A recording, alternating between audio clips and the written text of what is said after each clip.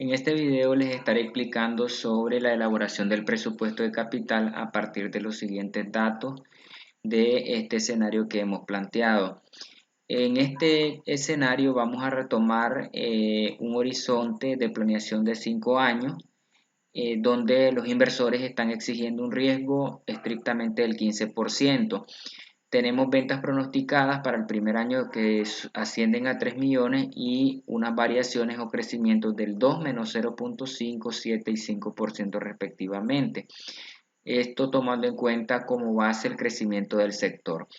Para la elaboración del caso vamos a auxiliarnos de una hoja de cálculo de Excel donde ya tenemos montado algunos datos iniciales para agilizar un poco el proceso.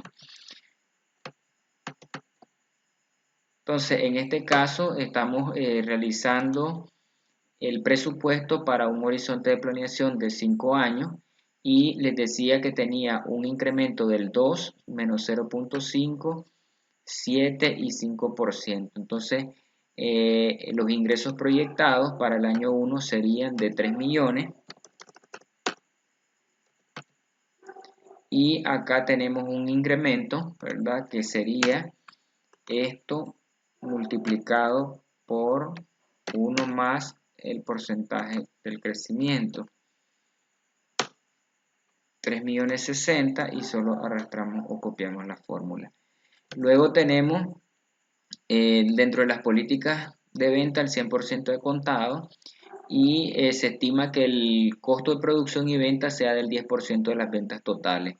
Estos son los porcentajes que se están estimando: material directo 45%, el indirecto el 13%, la mano de obra tanto directa como indirecta del 20% y el 10%, y así sucesivamente para el caso de los CIF. Ya los tengo por acá establecidos, solo vamos a vincular el 10% que corresponde del costo de venta para las ventas pronosticadas. En este caso sería por el 10% o 0.1 y luego vamos a vincular lo que es cada uno de los porcentajes por los 300.000 o el 10% de las ventas. Vamos a fijar este valor y luego solo arrastramos. Y luego podemos copiar para los 5 años y tenemos exactamente el mismo escenario por acá. Esto nos va a dar como resultado nuestros ingresos por venta o el total de ingresos por venta menos el costo de producción y venta da igual a el margen de utilidad bruta. Exactamente esto que tenemos por acá sería nuestra utilidad bruta o la marginación bruta financieramente hablando. En relación a los gastos operativos ascienden a 130.000 con un incremento del 1% anual, con excepción del último año que varía en el 10%. Entonces aquí tenemos un gasto operativo vario que es exactamente de 130.000 y luego tenemos un incremento del 1%, entonces esto multiplicado por 1 más 0.01 y luego en el último año esto sería el 10%. Luego tenemos en el caso de las regalías un 5% de las ventas totales. Entonces tenemos las ventas totales por 0.05 para los 5 años. Los pagos de salario al personal administrativo son de 60.000 mensual con un ajuste anual del 6%. Entonces acá tenemos 60.000 mensual por 12 meses. Entonces en el primer año tendríamos un total de 720.000. A partir del año 2 tendríamos un ajuste del 6%. Pero podríamos hacer en este caso, ya que tenemos otros gastos administrativos, entonces vamos a utilizar las subcuentas, porque también tenemos el tema del arrendamiento, que son 9.000 mensualmente, y también tenemos lo que son las depreciaciones. Entonces vamos a utilizar el mayor para el tema del gasto de administración y vamos a trasladar acá los salarios para la subcuenta. Los 720, que serían los 60.000 por 12 meses, y luego a partir del año 2 estos mismos 60.000 multiplicados por un incremento de 1 más 0.06. Okay. En el caso del arrendamiento tenemos que es un arrendamiento mensual de 9.000, entonces serían 9.000 multiplicado por 12, serían 108.000. Y luego tenemos lo que son las depreciaciones. La estructura financiera está conformada de la siguiente manera: una inversión inicial que asciende a 1.500.000. Esta sería la inversión inicial de 1.500.000. El 5% equivale a la inversión fija, entonces pues esto lo podemos sacar acá. La inversión inicial es 1.500.000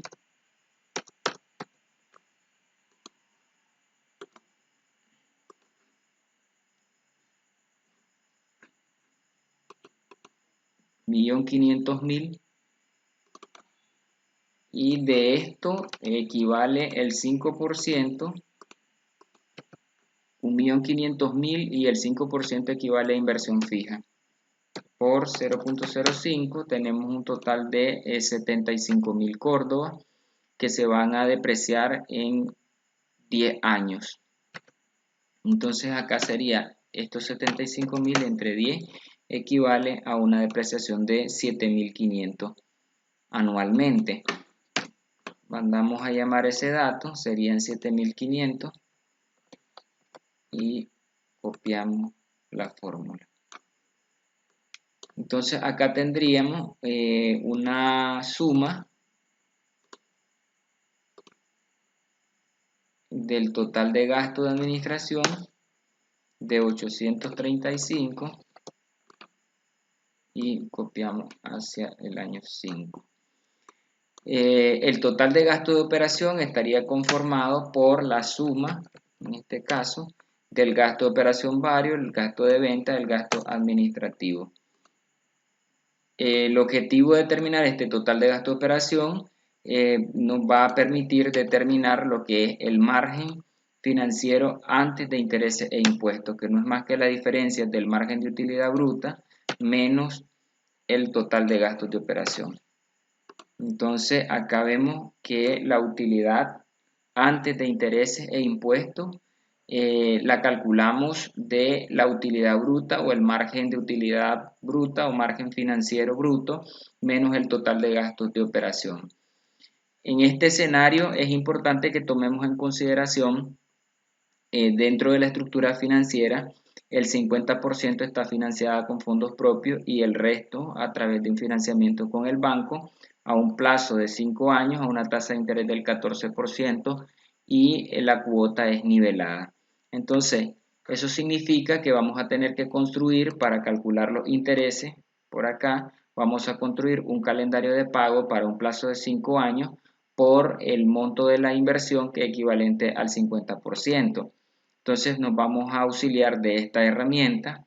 El monto sería, si esto asciende a 1.500.000, entonces entre 2 o por el 50%, al final da igual, son 750.000, que sería el equivalente a lo que tenemos acá. Esto por 0.50, son los 750.000 a un plazo de 5 años a una tasa de interés del 14%, una frecuencia de pago anual, y utilizamos el método de cuota nivelada. Entonces aquí tenemos en un plazo de 5 años, tenemos un préstamo que está completamente liquidado. ¿Cómo calculamos la cuota nivelada? La cuota nivelada la calculamos utilizando una función denominada pago. Aquí en este escenario es una herramienta, una plantilla que he diseñado con el fin o automatizado con el fin de calcular cualquiera de los dos métodos que son utilizados en la práctica, como es cuota nivelada y cuota decreciente. Entonces, si aquí cambiamos, por ejemplo, a cuota decreciente, automáticamente los pagos por cuota cambian. Sin embargo, el ejercicio nos da la orientación de hacerlo por cuota nivelada. Entonces, la cuota la calculamos utilizando la función pago. Lo vamos a hacer acá para que veamos cómo se calcula. Utilizamos la función pago, la tasa de interés, tenemos el número de periodo y tenemos el valor actual, que en este caso serían los 750.000. Eso nos da igual a los 218.462.66. ¿Cómo calculamos los intereses? Los intereses se calculan el saldo final por la tasa de interés anual. Entonces ahí tenemos una tasa de interés del 14% y los intereses para el primer mes serían, o para el primer año más bien, de 105.000. ¿Cómo calculamos la amortización al principal?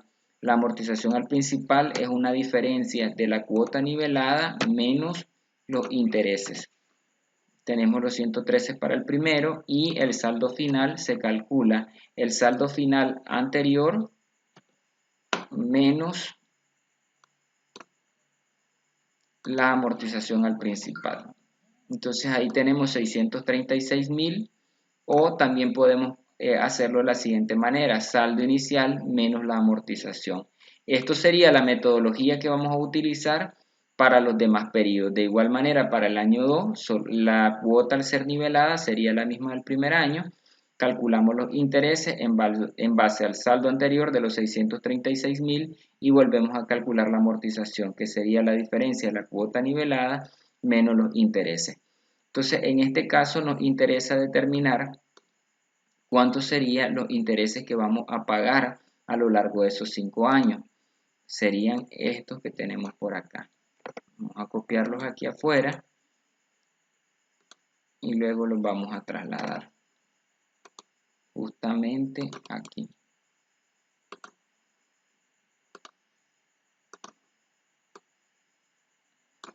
Entonces, luego tenemos lo que es el cálculo del IR. Para este escenario, vamos a calcular un impuesto sobre la renta anual del 30%. ¿Cómo se calcula? Lo vamos a calcular el margen financiero antes de intereses e impuestos menos los intereses o la carga financiera por el 30%. Esto lo vamos a copiar para el resto de los años de proyección. Una vez que hemos calculado los intereses y el IR, vamos a calcular lo que es el margen financiero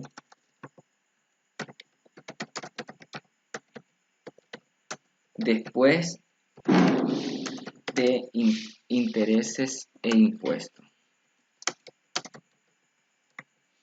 Y acá sería la diferencia entre el margen financiero antes de intereses menos los intereses menos el IR. Es como que estemos construyendo un estado de resultado. Por último, lo que estamos construyendo según se nos solicita en este presupuesto es el flujo de caja libre. Este flujo de caja libre nos sirve para medir la riqueza o el beneficio que generan los proyectos o las inversiones de capital de largo plazo. Entonces, como un escenario, vamos a sumar todas aquellas partidas que nos representaron salida de dinero. En este caso, el CIF no erogable y las depreciaciones. El CIF no erogable son partidas de costes indirectos de fabricación que nos representaron salida y que sirvieron también como un escudo fiscal. Entonces acá lo sumamos y restamos los acreedores, que sería el pago al principal del préstamo. Este CIF no erogable solo lo mandamos a llamar de acá, que ya lo tenemos presupuestado y proyectado.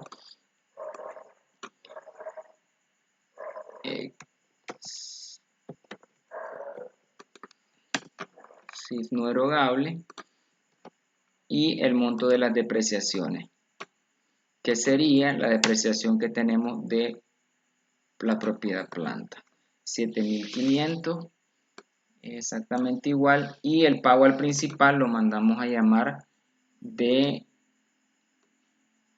esto que tenemos acá, que sería nuestro cuadro de amortización. Lo copiamos y luego lo trasladamos hacia acá.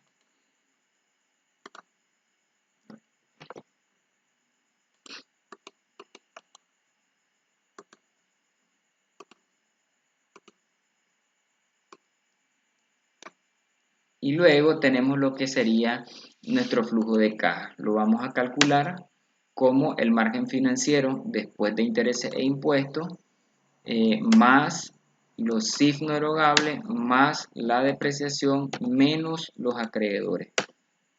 956.687 y solo copiamos la fórmula.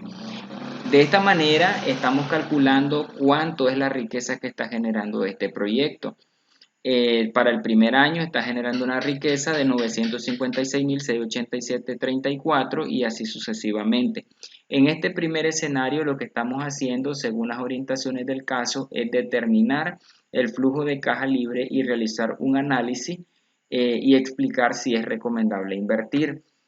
De manera general, no podemos dar un dictamen sin antes aplicar evaluadores o indicadores financieros. Sin embargo, podemos hacer a grosso modo una explicación con tan solo ver las cifras de lo que sería el resultado neto que generaría el proyecto o en este caso la inversión que asciende a 1.500.000.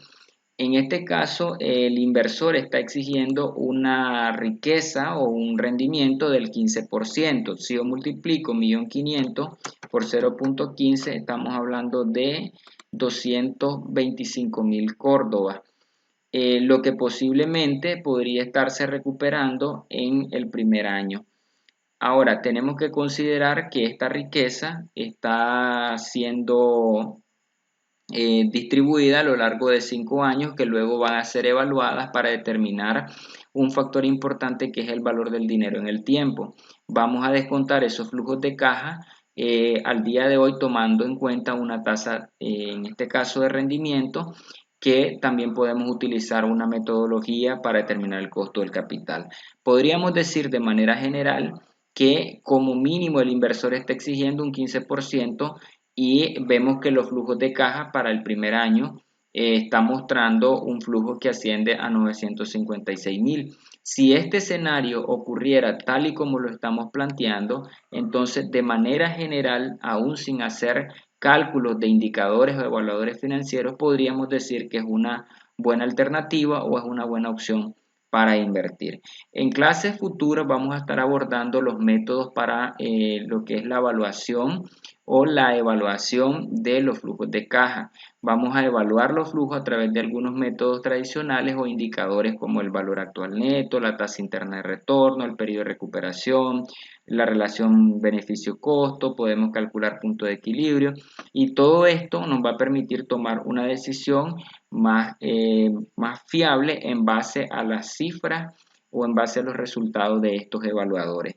Es importante que cuando presentemos inversiones o presupuesto de capital tomemos en cuenta diversos escenarios para no tomar una decisión a partir de una sola premisa, sino que tener una diversidad de escenarios nos va a permitir hacer diversos cálculos para ver qué pasaría en caso de que los flujos de caja se comporten de manera diferente si algunas operaciones cambian en el futuro. Por mi parte, esto sería todo. Espero que este video les sea de mucha utilidad para el desarrollo de los casos y ejercicios que vamos a estar viendo a lo largo del componente. Muchas gracias.